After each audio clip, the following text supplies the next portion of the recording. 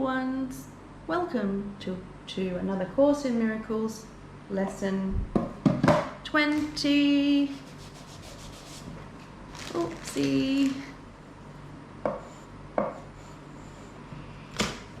25.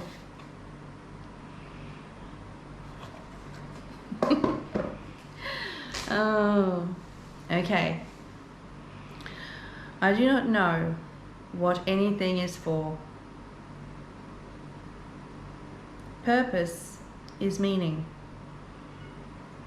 Today's idea explains why nothing you see means anything. You do not know what it is for. Therefore, it is meaningless to you. Everything is for your own best interests. That is what it is for.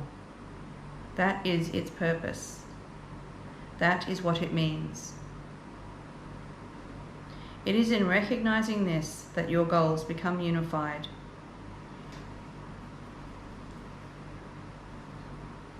It is in recognizing this that what you see is given meaning. I just need to reread that. Lesson 25. I do not know what anything is for. Purpose is meaning. Today's idea explains why nothing you see means anything. You do not know what it is for. Therefore, it is meaningless to you. Everything is for your own best interests. That is what it is for. That is its purpose. That is what it means. It is in recognizing this that your goals become unified. It is in recognizing this that what you see is given meaning.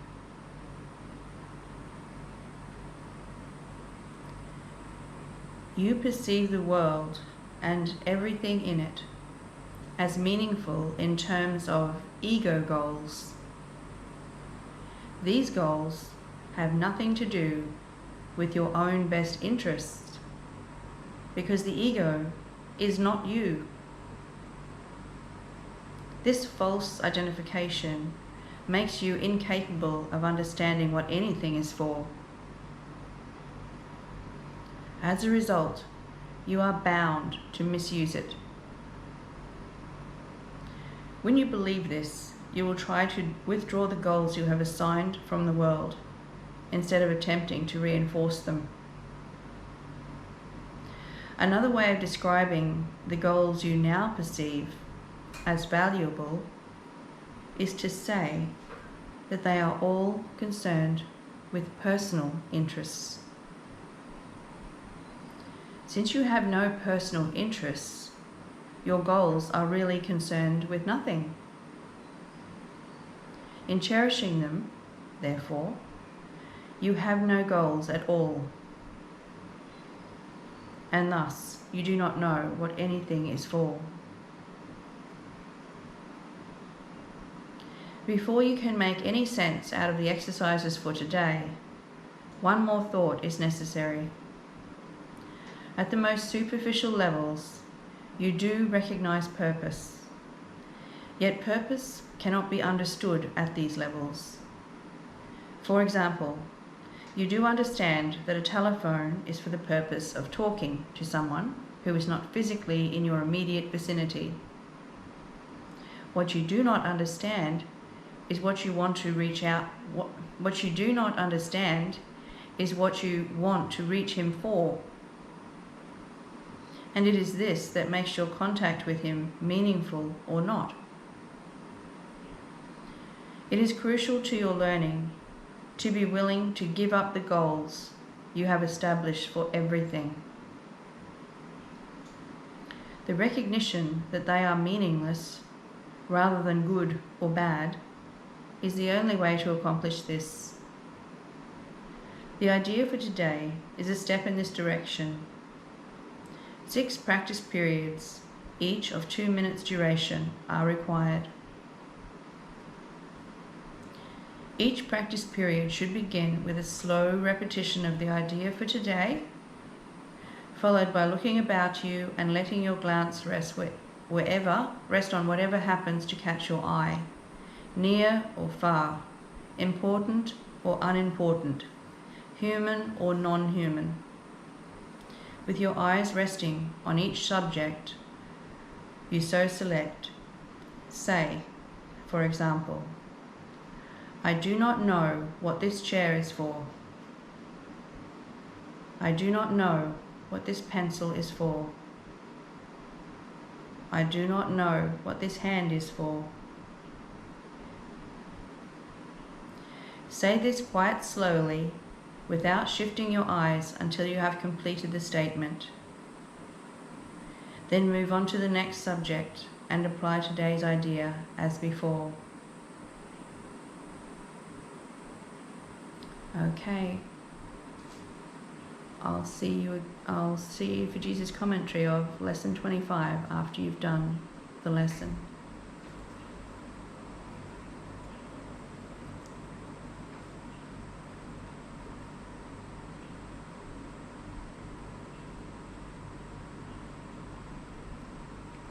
Lesson 25. I do not know what anything is for. You are blessed beings indeed. I am that one you know as Jesus. We are once again proud of you for showing up today. We know that your world is a busy one. We know that your mind works counter to these teachings in many ways. Even if you are familiar with them, it is a challenge to discipline the mind in this way. This is something you notice. Now, as you get toward 5 or 6 practice periods throughout the day, you forget them. You need to set little alarms at times. You notice you put it off because your lunchtime is too precious for you to take a couple of minutes out to do these exercises.